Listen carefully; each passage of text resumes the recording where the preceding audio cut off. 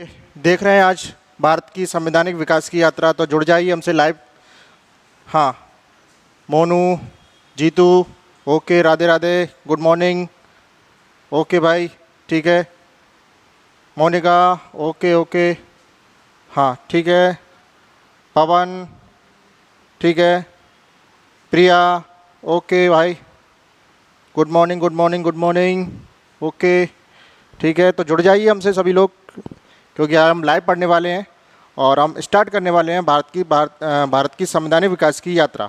ठीक है, तो चलो स्टार्ट करते हैं। हाँ, जुड़ते रहिए, कोई बात, हाँ हाँ ठीक है, ओके ओके। चलो देख रहे हैं तो आज भारत की संवैधानिक विकास की यात्रा, कौन सा? भारत की संवैधानिक विकास की यात्रा, यानी कि संविधान का एक टॉपिक है भारत की संवैधानिक विकास की यात्रा, यानी कि भारत की संवैधानिक की विकास की जो स्टार्टिंग है वो कैसे हुई, आज हम वो देखने वाले हैं। तो सबसे पहले स्टार्ट कर रहे हैं। भारतीय संविधान विकास की यात्रा ब्रिटिश संसद द्वारा, किसके द्वारा? ब्रिटिश संसद द्वारा विभिन्न एक्ट बनाकर क्या है, प्रारंभ की गई। यानी कि आप अच्छी तरीके से जानते हैं कि ईस्ट इंडिया कंपनी के लिए कई सारे एक्ट बनाए गए और उन एक्ट जो बने थे वो सारे के सारे क्या है, लंदन के अंदर बने थे। ठीक है, तो ब्रिटिश संसद द्वारा विभिन्न एक्ट बनाकर प्रारंभ की गई। ओके, क्योंकि हमारे यहाँ तो कोई भी क्या है, संसद नहीं थी उस टाइम पे, शुरुआती दौर में। नेक्स्ट, इससे पहले 1765 से, इससे पहले 1765 की क्या हुई है, इलाहाबाद की संधि हुई है। क्या हुई है? इलाहाबाद की संधि। अच्छा, ये इलाहाबाद की जो संधि है वो किस किस के बीच में हुई है? तो आप देख रहे हैं रॉबर्ट क्लाइव और मुगल वंश का एक शासक था, शाह आलम द्वितीय या शाह आलम सेकंड। तो इन दोनों के बीच में ये क्या है, इलाहाबाद की संधि हुई है। तो इलाहाबाद की संधि किस किस के बीच में हुई है? रॉबर्ट क्लाइव और शाह आलम द्वितीय के बीच में, जो कि मुगल वंश का एक शासक था। ठीक है, और रॉबर्ट क्लाइव को बंगाल, बिहार और उड़ीसा की क्या मिली? दीवानी मिली। क्लियर? तो 1765 में इलाहाबाद की संधि होती है। एक तो रॉबर्ट क्लाइव जो कि बंगाल का पहला गवर्नर था, दूसरा मुगल वंश का शासक शाह आलम द्वितीय, इन दोनों के बीच में संधि हुई थी इलाहाबाद की। ठीक है, और रॉबर्ट क्लाइव को क्या मिल गया? बंगाल, बिहार और उड़ीसा मिल गया। नेक्स्ट, 1765 से और 1772 तक के काल को बंगाल में क्या चालू हुआ? द्वैत शासन। क्या लागू किया गया? द्वैत शासन। ओके, तो ये कहाँ किया गया? बंगाल के अंदर। 1765 से 1772 में बंगाल में द्वैत शासन व्यवस्था लागू की गई। ठीक है, तो किसके द्वारा की गई? तो ध्यान रखेंगे, रॉबर्ट क्लाइव के द्वारा। किसके द्वारा? रॉबर्ट क्लाइव के द्वारा। ओके, केवल और केवल बंगाल में। लेकिन अगर हमसे पूछता है कि बताइए विश्व स्तर पर इस व्यवस्था को लागू करने वाला कौन था, यानी कि द्वैत शासन व्यवस्था किसने लागू करी, तो आप आंसर लगाएंगे कौन सा? कर्टिस। ओके, तो आप आंसर क्या लगाएंगे? कर्टिस। अगर विश्व स्तर पर पूछता है तो हमसे आंसर क्या लगाना हमें? कर्टिस। ओके, नेक्स्ट, 1765 से लेकर 1772 तक के कंपनी के काल को इतिहासकार के.एम. पनिक्कर, क्या नाम है इनका? के.एम. पनिक्कर। के.एम. पनिक्कर ने डाकुओं का शासन कहा। किस काल को? 1765 से 1772 तक का जो काल था, उस काल को इतिहासकार के.एम. पनिक्कर ने क्या कहा? डाकुओं का शासन। क्या कहा?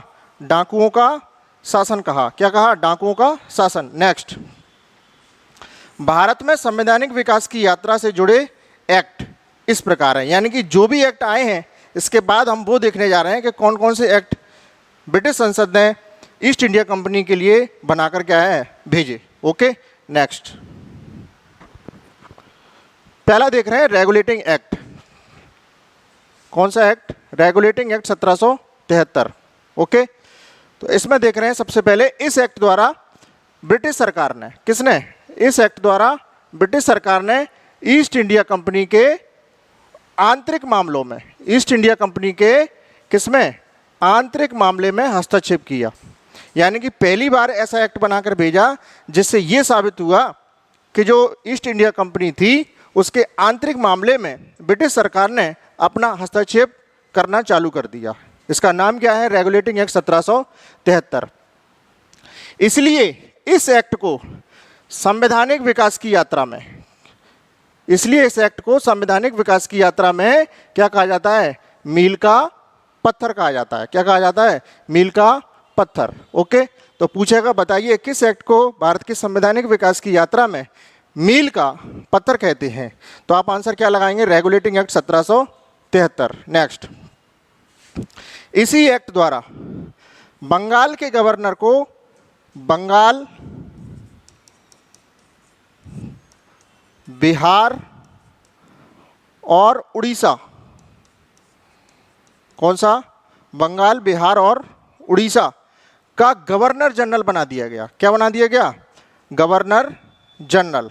ओके, तो अभी तक बंगाल में क्या था? गवर्नर, लेकिन इसके बाद उसका क्षेत्र बढ़ाया गया तो साथ साथ में उसका पद भी बढ़ाया गया, यानी कि पद का नाम भी चेंज कर दिया गया। पहले बंगाल का गवर्नर कहा करते थे, लेकिन जैसे ही बंगाल, बिहार और उड़ीसा उसको दिए तो उसका नाम बदलकर हमने क्या कर दिया? Governor general. और हमारा जो फर्स्ट गवर्नर जनरल बना था वो बना था Warren Hastings. Warren Hastings. Okay, तो फर्स्ट गवर्नर जनरल कौन है? Warren Hastings. नेक्स्ट, इसकी सहायता के लिए हमने 4 सदस्यीय क्या बनाई? परिषद बनाई। क्या बनाई? 4 सदस्यीय परिषद बनाई, जिसमें फिलिप फ्रांसिस, ओके, क्लेवरिंग, मानसन और बर्वेल, ये 4 लोग शामिल थे। फिलिप फ्रांसिस, क्लेवरेल, मानसन और बर्वेल। ओके, तो गवर्नर जनरल भी हो गया और उसकी 4 सदस्यीय परिषद भी हो गई। नेक्स्ट, इसके द्वारा कलकत्ता में क्या बनाया गया? सुप्रीम कोर्ट बनाया गया। कलकत्ता में क्या बनाया गया? एक सुप्रीम कोर्ट बनाया गया, और उसमें जो एक मुख्य न्यायाधीश था और 3 अदर जजेस थे। क्या था? एक मुख्य न्यायाधीश और 3 अदर जजेस। तो जो मुख्य न्यायाधीश था वो था एलिजा एम्पे। क्या नाम था उसका? एलिजा एम्पे। इसका नाम क्या था? एलिजा एम्पे। ओके,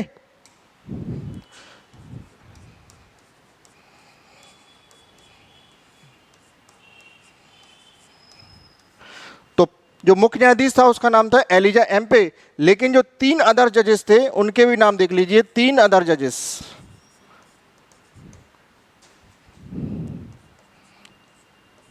पहला था हाइड, दूसरा चैम्बर,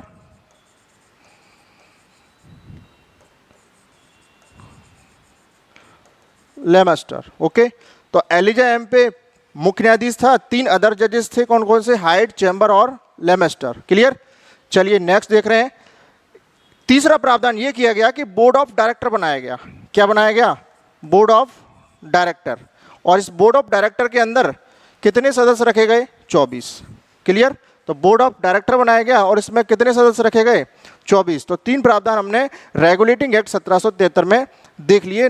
अब इसके बाद जो एक्ट आ रहा है उसके बारे में देख रहे हैं। Next, Fox India Act 1783। कितना? Fox India Act 1783। Fox India Act कितना? 1783। इसमें देख रहे हैं ब्रिटिश सरकार द्वारा कंपनी के ढांचे में सुधार लाने के लिए इसे लाया गया। ब्रिटिश सरकार द्वारा क्या कहा गया? कंपनी के ढांचे में सुधार लाने के लिए। किस लिए लाया गया जी? कंपनी के ढांचे में सुधार लाने के लिए इसको क्या है? लाया गया। क्लियर?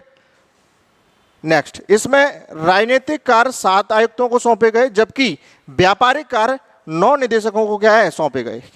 नेक्स्ट, ब्रिटिश संसद के निम्न सदन में इसे लाया गया। किस सदन में? निम्न सदन में। तो इसके पक्ष में कम वोट गिरे। क्या करे? इसके पक्ष में कम वोट गिरे, जबकि विरोध में अधिक मत गिरे। इसलिए ये जो प्रस्ताव था वो क्या है? गिर गया। अंततः सरकार का क्या हो गया? पतन हो गया। क्लियर? और इसी वजह से यह पहला और अंतिम अवसर था जब एक भारतीय मामले पर ब्रिटिश सरकार का पतन हुआ। जब एक भारतीय मामले पर ब्रिटिश सरकार का क्या हुआ? पतन हुआ। ओके, एक्ट देख रहे हैं अपना कौन सा? Pitt's India act. कौन सा? पिट्स इंडिया एक्ट, है ना। इससे पहले हमने फॉक्स इंडिया एक्ट देख ही लिया है। तो देखिए, Pitt's India act 1784। Pitt's India act 1784। सबसे पहले देख रहे हैं इस एक्ट को एक्ट ऑफ सेटलमेंट के नाम से जानते हैं। किस नाम से जानते हैं? एक्ट ऑफ सेटलमेंट के नाम से जानते हैं। क्लियर? इस एक्ट को एक्ट ऑफ सेटलमेंट के नाम से जानते हैं। सबसे पहले इसमें लंदन में 6 सदस्यीय बोर्ड ऑफ कंट्रोल बनाया। क्या बनाया? 6 सदस्यीय बोर्ड ऑफ कंट्रोल। कितने सदस्यीय? 6 सदस्यीय। तो बोर्ड ऑफ कंट्रोल बनाया कितना? 6 सदस्यीय। क्लियर? और वो भी कहां बनाया? लंदन में। जिससे कि कंपनी पर अंग्रेजी सरकार का पूर्ण नियंत्रण हुआ। यानी कि जो ईस्ट इंडिया कंपनी थी उसके ऊपर पूरी तरह से नियंत्रण करना था, इसलिए इसको लंदन में क्या है बनाया गया। और इसकी सदस्य संख्या कितनी थी? 6। तो आप याद रखेंगे। क्लियर? नेक्स्ट, द्वैध शासन व्यवस्था की शुरुआत 1885 तक चली। कहां तक चली? तो द्वैध शासन व्यवस्था की शुरुआत 1885 तक चली। इसका मतलब यह है कि इससे पहले हमने 24 सदस्यीय बोर्ड ऑफ डायरेक्टर भी बना लिया था रेगुलेटिंग एक्ट 1773 के दौरान, और हमने पिट्स इंडिया एक्ट के दौरान बीओसी बनाया। तो हमने एक तो बीओडी बनाकर भारत में रहकर ईस्ट इंडिया कंपनी के ऊपर कंट्रोल करवा रहे थे, दूसरा हमने बीओसी बनवाकर लंदन से भी कंट्रोल करवा रहे थे। क्लियर? तो हम दोनों जगह से कंट्रोल करवा रहे थे, इसलिए इसको क्या कहा गया? द्वैध शासन व्यवस्था की शुरुआत कहा गया इस एक्ट को। और ये व्यवस्था कहां तक चलेगी? तो आप देख रहे हैं 1858 तक। नेक्स्ट, गवर्नर जनरल की परिषद की सदस्य संख्या 4 से घटाकर कितनी कर दी? 3 कर दी। क्लियर? तो 4 से घटाकर कितनी कर दी? 3 कर दी। यानी कि हम इससे पहले हम देखे रहे थे कि हमारी जो गवर्नर जनरल की परिषद की सदस्य संख्या थी वो कितनी थी? 4 थी।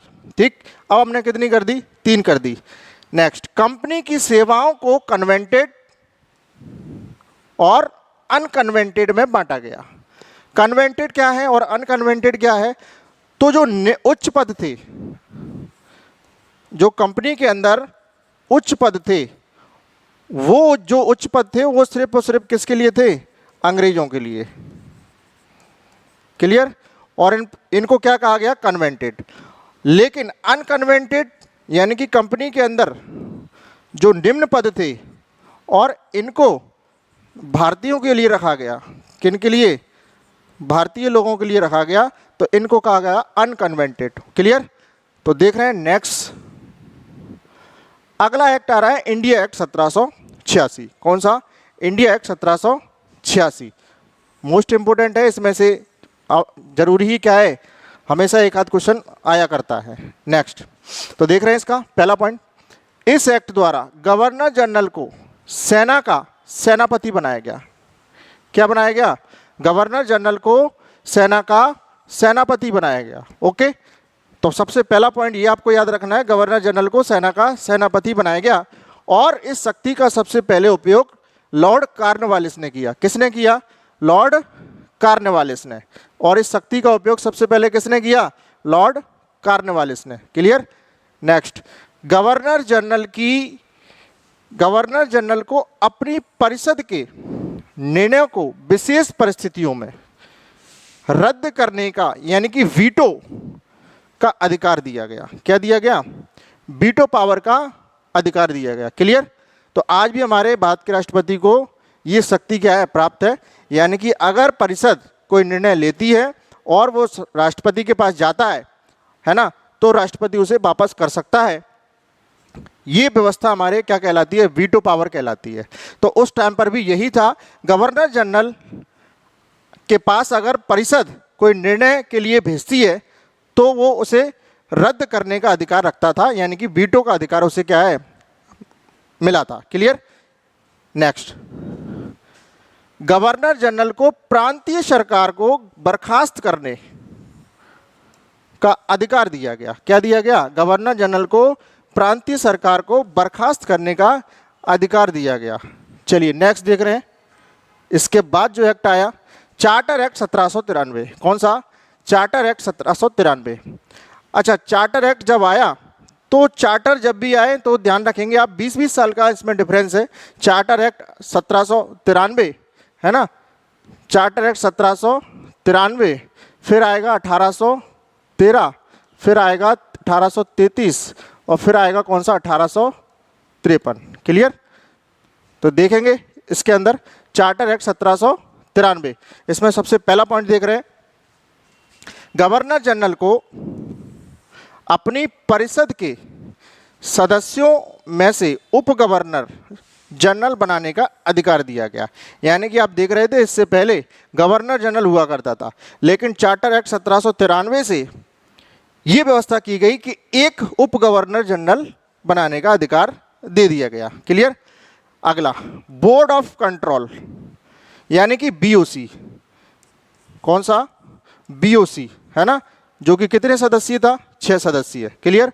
और हमने इसे कब बनाया था? पिट्स इंडिया एक्ट 1784 के दौरान। तो कह रहा है कि बीओसी, बोर्ड ऑफ कंट्रोल के सदस्यों का वेतन, किसका? बीओसी के सदस्यों का वेतन कहां से दिया जाएगा? भारत के राजस्व से। ओके, तो जो भारत का राजस्व है उससे बीओसी के जो 6 सदस्य थे लंदन के अंदर, उनको वेतन क्या है? दिया जाना था। तो ये प्रावधान भी इसके जरिए क्या है? किया गया इस एक्ट के द्वारा। और ये व्यवस्था कब तक चलेगी? 1919 तक इस क्या है व्यवस्था चलेगी। नेक्स्ट देख रहे हैं, इसके बाद आता है चार्टर एक्ट 1813। कितना? Charter act 1813। अब सबसे पहले देख रहे हैं, ये जो एक्ट आया तो यहां से कंपनी के ऊपर क्या है और भी थोड़ा सा क्या है शिकंजा कसा गया, यानी कि थोड़ा सा और उसको रेगुलेट करने का काम किया गया। तो देख रहे हैं इससे पहला पॉइंट, इस एक्ट द्वारा कंपनी का भारतीय व्यापार के एकाधिकार क्या कर दिया? भारतीय व्यापार के एकाधिकार को क्या कर दिया? समाप्त कर दिया। यानी कि कंपनी अभी सभी क्षेत्रों में काम कर रही थी, लेकिन अब जो ब्रिटिश सरकार चाहेगी उस क्षेत्र में कार्य कर पाएगी। तो आप देख रहे हैं, पूछेंगे बताइए किस एक्ट द्वारा कंपनी के व्यापारिक एकाधिकार को समाप्त कर दिया गया? तो आंसर क्या लगाना है आपको? Charter act 1813। क्लियर। अब देख रहे हैं इसमें क्या क्या उन्होंने प्रावधान किए हैं। किंतु चीन के साथ व्यापार, किंतु चीन के साथ क्या है? व्यापार, यानी कि आप चीन के साथ व्यापार कर पाएंगे। और पूर्वी देशों के साथ, किन देशों के साथ? पूर्वी देशों के साथ। पूर्वी देशों के साथ आप चाय का व्यापार कर पाएंगे। क्लियर। तो चीन के साथ व्यापार और पूर्वी देशों के साथ चाय का व्यापार, इन दोनों पे क्या है? उनको छूट दे दी गई। बाकी एकाधिकार क्या है? समाप्त कर दिया गया। नेक्स्ट, कंपनी प्रतिवर्ष 1 लाख रुपए भारतीयों की शिक्षा पर खर्च करेगी। कितना? 1 लाख रुपए। ठीक है। तो जो कंपनी है यानी कि जो EIC है वो 1 लाख रुपए भारतीयों की शिक्षा पर क्या करेगी? खर्च करेगी। नेक्स्ट, ईसाई मिशनरियों को भारत आने, भारत में ईसाई धर्म का प्रचार करने की अनुमति दी गई। क्लियर है। तो जो ईसाई मिशनरी थे उनको भारत आने और भारत में ईसाई धर्म का प्रचार करने की क्या दे दी गई? परमिशन दे दी गई। नेक्स्ट, ब्रिटेन के सभी व्यापारी, क्या? ब्रिटेन के सभी व्यापारी भारत आकर व्यापार करने की अनुमति दे दी गई। यानी कि भारत में आकर वो क्या कर सकते हैं? व्यापार कर सकते हैं। क्लियर। तो ब्रिटेन के सभी व्यापारियों को भारत में आने के बाद वो अपना व्यापार क्या है? कर सकते हैं। क्लियर। नेक्स्ट, ये पहला एक्ट है जिसमें ये सिद्ध होता है कि ब्रिटिश सरकार का कंपनी के ऊपर, ब्रिटिश सरकार का कंपनी के ऊपर संवैधानिक नियंत्रण है। कैसा नियंत्रण है? संवैधानिक। कैसा नियंत्रण है? संवैधानिक नियंत्रण है। ओके। नेक्स्ट, पहले पढ़ चुके से कौन सा? Charter act 1813। अब हम पढ़ने वाले हैं चार्टर एक्ट 1833। कौन सा? Charter act 1833। सबसे पहले देख रहे हैं, इस एक्ट के द्वारा कंपनी के सभी व्यापारिक एकाधिकार चीन और चाय पर समाप्त कर दिए गए। ठीक है। तो इससे पहले हमने पढ़ ही लिया था कि कंपनी के जो भी व्यापारिक एकाधिकार थे, यानी कि 2 जगह छूट दे रखी थी उनको, तो वो भी हमने क्या है इस एक्ट को लाकर हमने उसे भी क्या है छीन लिया। ठीक है। तो सभी व्यापारिक एकाधिकार, एक तो कौन सा? चीन, और कौन सा? चाय। ठीक है। चीन और चाय, ये दोनों हमने क्या कर दिए? समाप्त कर दिए। क्लियर। इससे पहले चीन और चाय पे था, तो लेकिन हमने इस एक्ट को लाकर सभी व्यापारिक एकाधिकार समाप्त कर दिए। नेक्स्ट, अच्छा, तो कंपनी अब करेगी क्या? तो कंपनी भविष्य में केवल राजनीतिक और प्रशासनिक कार्य करेगी। कौन से कार्य करेगी? राजनीतिक और प्रशासनिक। क्लियर? नेक्स्ट, बंगाल के गवर्नर को संपूर्ण भारत का क्या बना दिया गया? Governor general. क्लियर? तो बंगाल का गवर्नर था, है ना, तो उसको अब क्या बना दिया गया? संपूर्ण भारत का गवर्नर जनरल बना दिया गया। अब बात आती है कि बताइए संपूर्ण भारत का पहला गवर्नर जनरल कौन था? तो फर्स्ट गवर्नर जनरल ऑफ, है ना, विलियम बेंटिक। कौन सा? William Bentinck. ध्यान रखेंगे ये संपूर्ण भारत का है, संपूर्ण भारत का। क्लियर? तो संपूर्ण भारत का अगर हमसे फर्स्ट गवर्नर जनरल पूछे तो आंसर क्या लगाना है? William Bentinck. Next, governor general की परिषद में एक विधि सदस्य की क्या की गई? नियुक्ति की गई। यानी कि जो गवर्नर जनरल की परिषद थी उसमें हमने एक व्यक्ति को बढ़ा दिया जिसका नाम है विधि, यानी कि विधि सदस्य के रूप में उसकी नियुक्ति की गई। नेक्स्ट, भारतीय कानूनों का संग्रह करने के लिए हमने एक विधि आयोग बनाया, यानी कि उसका कलेक्शन करने के लिए, कानूनों का कलेक्शन करने के लिए हमने एक आयोग बनाया जिसका नाम क्या था? विधि आयोग। नेक्स्ट, आगरा और अवध इन दोनों को मिलाकर एक नया उत्तर पश्चिमी सीमा प्रांत बनाया गया। क्या बनाया गया? आगरा और अवध को मिलाकर एक उत्तर पश्चिमी सीमा प्रांत बनाया गया। नेक्स्ट, दासों, किसकी? दासों की दशा सुधारने का प्रावधान किया गया। यानी कि इस एक्ट में दासों की दशा सुधारने के लिए भी क्या है? प्रावधान किया गया। क्लियर? और 1843 यानी कि 1843 के अधिनियम द्वारा दास प्रथा क्या कर दी गई? समाप्त कर दी गई। 1843 के अधिनियम द्वारा दास प्रथा क्या कर दी गई? समाप्त कर दी गई। नेक्स्ट, इसमें कहा गया कि भर्ती में योग्यता के आधार पर बनाया गया है, यानी कि भर्ती योग्यता के आधार पर होगी। किसके आधार पर? योग्यता के आधार पर। जैसी योग्यता वैसी क्या है आपको भर्ती। नेक्स्ट, यानी कि धर्म, जन्म, स्थान और वंश आदि के आधार पर कोई भी विभेद नहीं किया जाएगा। तो इसका सीधा सा मतलब यह है कि भर्ती योग्यता के आधार पर होगी और किसी भी व्यक्ति की धर्म, जन्म, स्थान, वंश आदि के स्थान पर कोई भी विभेद नहीं किया जाएगा। क्लियर? नेक्स्ट, यूरोपीय लोगों का भारत में बसने लगे सभी प्रतिबंध हटा दिए गए। यानी कि जितने भी यूरोपीय थे उनको बसने के लिए जितने भी प्रतिबंध थे भारत में वो सभी के सभी क्या कर दिए गए? हटा दिए गए। नेक्स्ट, अगला एक्ट देख रहे हैं, चार्टर एक्ट 1853। Charter act 1853। पहला, खुली प्रतियोगिता भर्ती की शुरुआत। तो हम जानते हैं 1853 से ही खुली प्रतियोगिता भर्ती की शुरुआत क्या है? मानी जाती है। पहला पॉइंट। अगला, 1854 में भारतीय सिविल सेवा के संबंध में एक समिति बनाई गई जिसका नाम था लॉर्ड मैकाले। कौन सी समिति? लॉर्ड मैकाले समिति। क्लियर? तो 1854 में भारतीय सिविल सेवा के संबंध में एक समिति बनाई गई जिसका नाम क्या है? Lord Macaulay. और लॉर्ड मैकाले को इसमें क्या कर दिया गया? नियुक्त कर दिया गया। उसी के आधार पर 1855 में लंदन में पहली बार क्या कराई गई? परीक्षा कराई गई। क्लियर? तो 1855 में लंदन में पहली बार परीक्षा का आयोजन कराया गया। क्लियर? नेक्स्ट,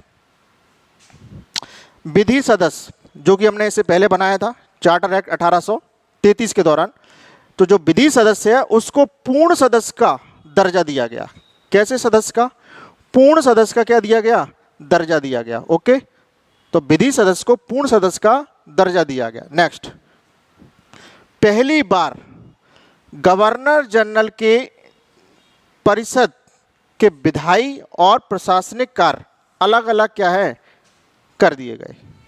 तो पहली बार परिषद के जो विधायी कार्य थे और जो प्रशासनिक कार्य थे उन दोनों को अलग अलग डिवाइड कर दिया गया। नेक्स्ट, ब्रिटिश सरकार जब चाहे तब भारत में कंपनी के शासन को क्या कर सकती है? समाप्त कर सकती है। ठीक। ठीक है, तो ये वार्निंग दे दी उन्होंने चार्टर एक्ट 1853 से कि ब्रिटिश सरकार जब चाहे तब भारत में कंपनी के शासन को क्या कर सकती है, समाप्त कर सकती है। क्या कर सकती है, समाप्त कर सकती है। नेक्स्ट एक्ट देख रहे हैं अगला, भारत परिषद अधिनियम 1858। भारत परिषद अधिनियम कौन सा, 1858। ईस्ट इंडिया कंपनी का शासन समाप्त। ठीक है, तो ईस्ट इंडिया का शासन, ईस्ट इंडिया कंपनी का जो शासन चल रहा था वो पूरी तरीके से समाप्त कर दिया गया। ठीक, तो जब समाप्त कर दिया तो कोई ना कोई तो शासन की जिम्मेदारी उठाएगा। ठीक है, तो सीधा सीधा शासन का जो प्रत्यक्ष उत्तरदायित्व है, ठीक है, शासन का जो प्रत्यक्ष उत्तरदायित्व है वो किसके हाथों में आ गया, ब्रिटिश सरकार के। किसके हाथों में आ गया, ब्रिटिश सरकार के। क्लियर, तो शासन का जो प्रत्यक्ष उत्तरदायित्व है वो किसके हाथों में आ गया, ब्रिटिश सरकार के हाथों में।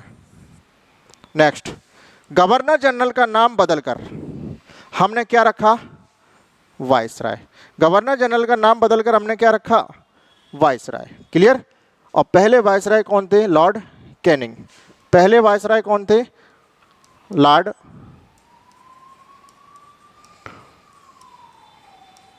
कैनिंग। तो ये आप ध्यान रखेंगे। नेक्स्ट, बीओडी बीओसी, तो आप देख रहे हैं बीओडी बोर्ड ऑफ डायरेक्टर जो कि रेगुलेटिंग एक्ट 1773 में बनाया गया, और बीओसी जो कि हमने पिट्स इंडिया एक्ट 1784 में बनाया। इन दोनों को समाप्त कर दिया। क्या कर दिया, इन दोनों को समाप्त कर दिया। क्लियर, और उसकी जगह पे भारत सचिव का पद बनाया। क्या बनाया, भारत सचिव का पद बनाया। जब पद बना लिया सचिव का तो उसकी सहायता के लिए, उसकी सहायता के लिए, है ना, तो सहायता के लिए 15 सदस्यीय परिषद बनाई गई। सहायता के लिए कितने सदस्यीय, 15 सदस्यीय। क्लियर, तो इसकी सहायता के लिए 15 सदस्यीय क्या बनाई गई, परिषद बनाई गई। नेक्स्ट, पिट्स इंडिया एक्ट का द्वैध शासन समाप्त हुआ।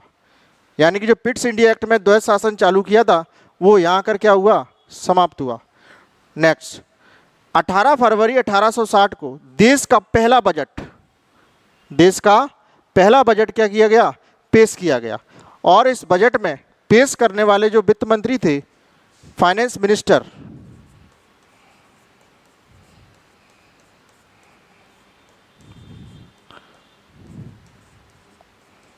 James Wilson. क्या नाम था, जेम्स विल्सन।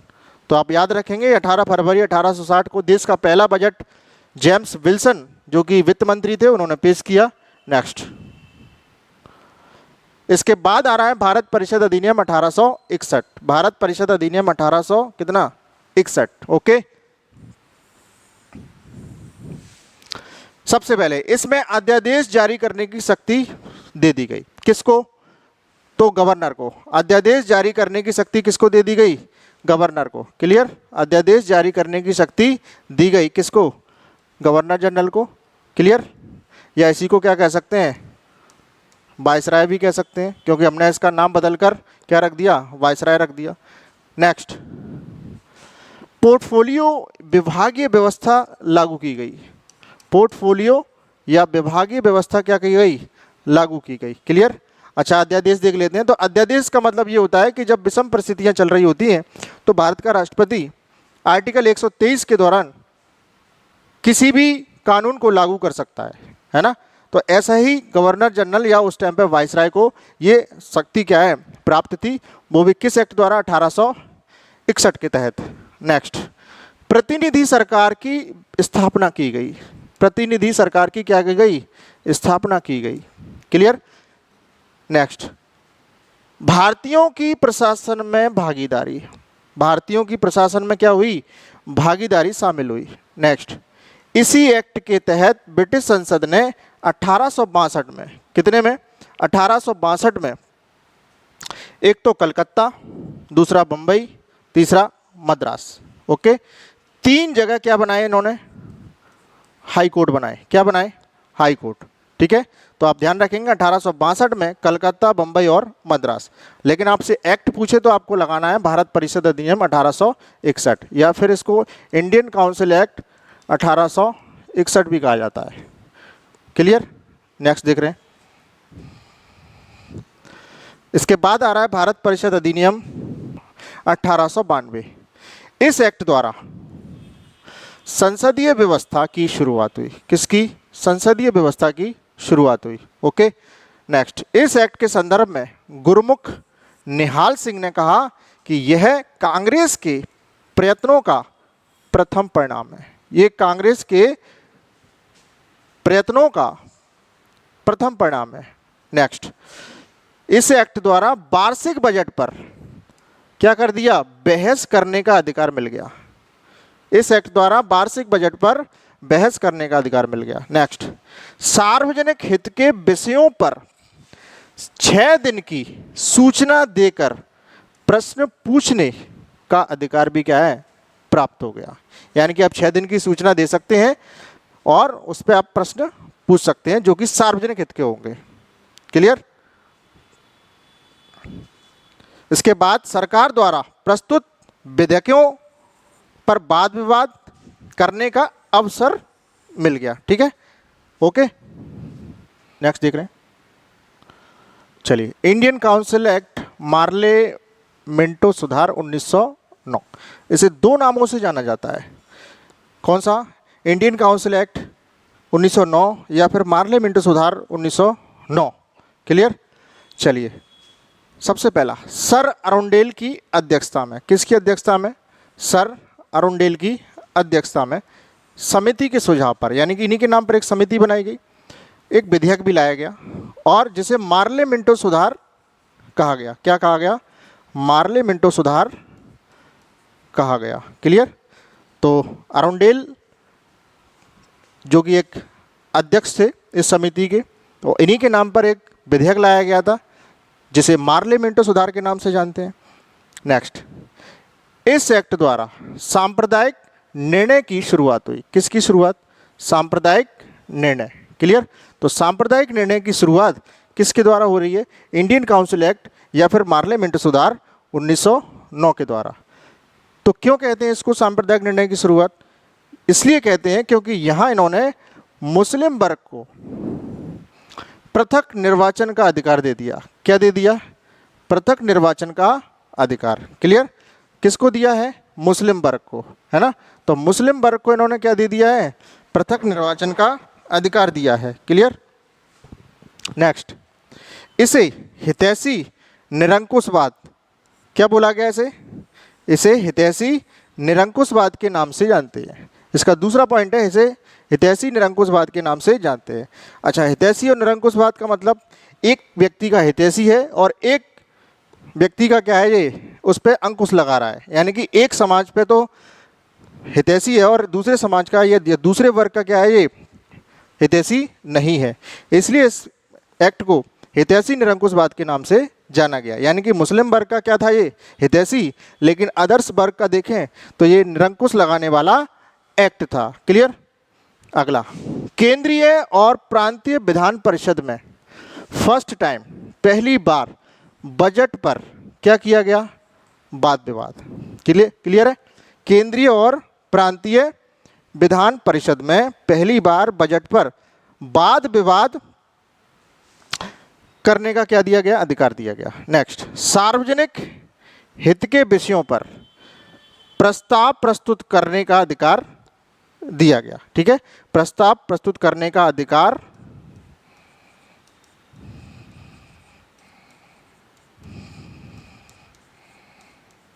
दिया गया।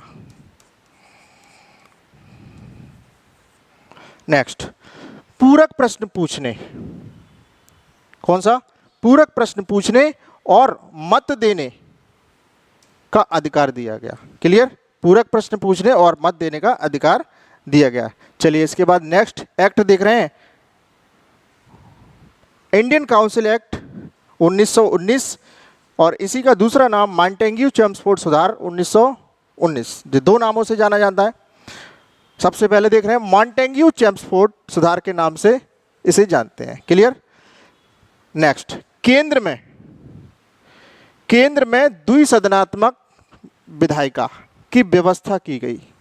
किसकी व्यवस्था? केंद्र में द्विसदनात्मक व्यवस्था, यानी कि द्विसदनात्मक विधायिका की क्या की गई?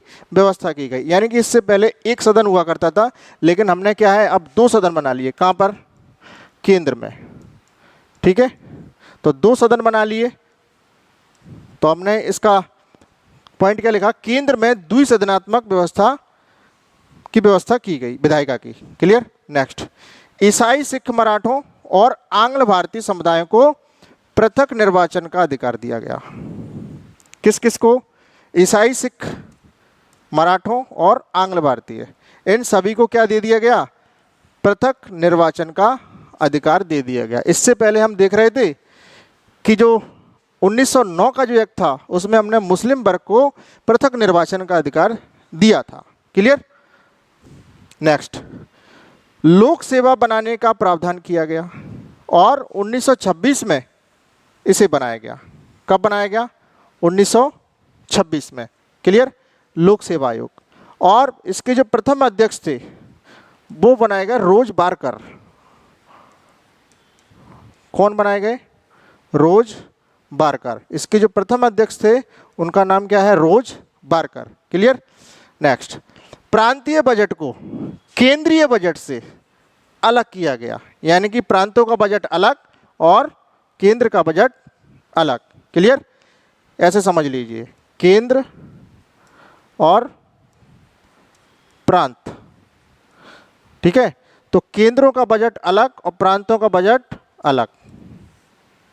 नेक्स्ट, भारत के लिए उच्चायुक्त की नियुक्ति का प्रावधान किया गया, यानी कि हाई कमीशन। कौन? High commission. इंग्लिश में बोलते हैं हाई कमीशन। ठीक है, और हिंदी में क्या बोलते हैं इसे? उच्चायुक्त, या फिर इसे राजदूत भी कहा जाता है। क्लियर? तो भारत के लिए उच्चायुक्त की नियुक्ति का प्रावधान किया गया। इसको ही उच्चायुक्त या फिर इसी को क्या है?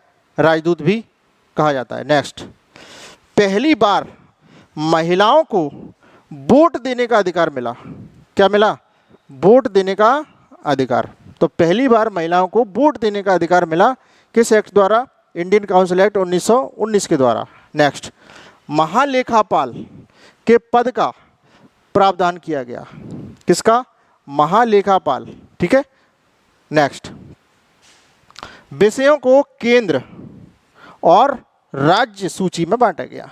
तो विषयों को 2 भागों में बांटा गया, एक तो केंद्र सूची, दूसरा राज्य सूची। क्लियर? केंद्र सूची और राज्य सूची। और हमारे आज भी हमारा जो विषय है वो 3 भागों में बटे हैं, केंद्र सूची, राज्य सूची और समवर्ती सूची। क्लियर?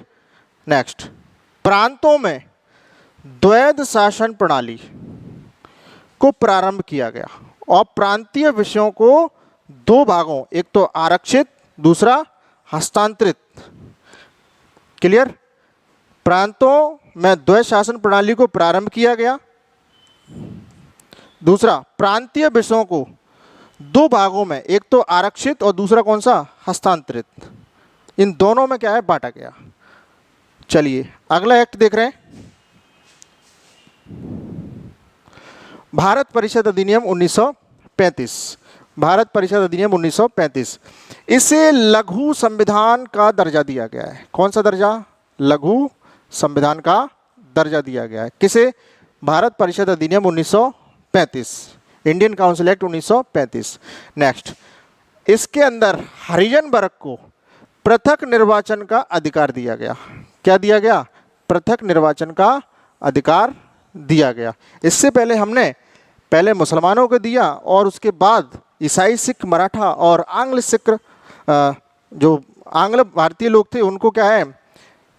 अलग अलग तरीके से क्या है? पृथक निर्वाचन का अधिकार दिया। ठीक है, अलग अलग एक्ट बनाकर।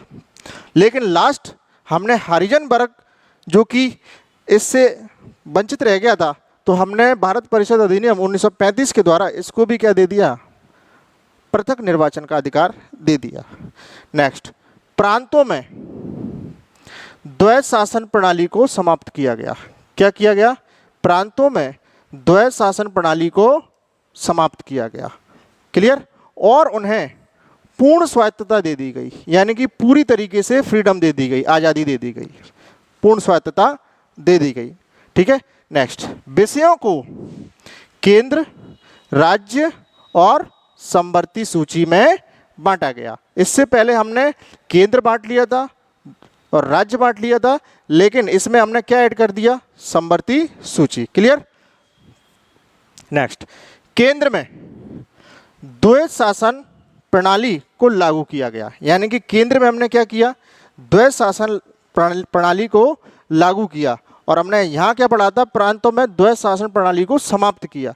तो केंद्र में द्वैत शासन प्रणाली को लागू किया, ठीक है, क्योंकि केंद्र सूची को आरक्षित और हस्तांतरित में बांटा गया। किस किस में बांटा गया? क्योंकि केंद्र सूची को आरक्षित और हस्तांतरित में बांटा गया। अगला, भारत में संघात्मक सरकार की व्यवस्था की गई। भारत में संघात्मक सरकार की स्थापना की गई। क्लियर? चलिए नेक्स्ट देख रहे हैं। संघीय न्यायालय की स्थापना की गई। किसमें? भारत में संघीय न्यायालय। क्लियर? तो भारत में क्या? संघीय न्यायालय की स्थापना की गई भारत के अंदर। नेक्स्ट, आरबीआई की स्थापना की गई। क्या की गई? आरबीआई की स्थापना। और आरबीआई की स्थापना कब की गई? 1 अप्रैल 1935। ओके, 1 अप्रैल 1935 को आरबीआई की स्थापना की गई। नेक्स्ट, म्यांमार को भारत से अलग कर दिया गया। म्यांमार को भारत से क्या कर दिया गया? अलग कर दिया गया। ओके, नेक्स्ट, बरार को मध्य प्रांत का अंग बना दिया गया। बरार को क्या बना दिया गया? मध्य प्रांत का अंग बना दिया गया। 2 नए प्रांत बनाए गए, सिंध और उड़ीसा। 2 नए प्रांत बनाए गए, कौन कौन से? सिंध और उड़ीसा। क्लियर? नेक्स्ट, अनुसूचित जातियां शब्द का उपयोग किया गया। अनुसूचित जातियां शब्द का क्या किया गया? उपयोग किया गया। नेक्स्ट, इस एक्ट में 321 अनुच्छेद, ये मोस्ट इंपोर्टेंट आपका क्वेश्चन बन सकता है। ठीक है, अक्सर ये क्वेश्चन आया करता है कि बताइए इंडियन काउंसिल एक्ट 1935 के अंदर कितने अनुच्छेद हैं? तो आपको आंसर क्या लगाना है? 321 अनुच्छेद हैं और 10 अनुसूचियां हैं। कितना? 10 अनुसूचियां हैं। ठीक है, इस एक्ट में 321 अनुच्छेद हैं और 10 अनुसूचियां हैं। क्लियर? तो इसी के साथ ही ये क्लास आपकी आज फिनिश होती है, समाप्त होती है। अगर ये वीडियो आपको पसंद आती है तो लाइक शेयर करना और कमेंट करना ना भूलें, और यूट्यूब पे सब्सक्राइब करना बिल्कुल भी ना भूलिएगा। ओके, तो मिलते हैं ऐसी ही मज़ेदार वीडियो के साथ। मिलते रहिए हमसे नेक्स्ट वीडियो में।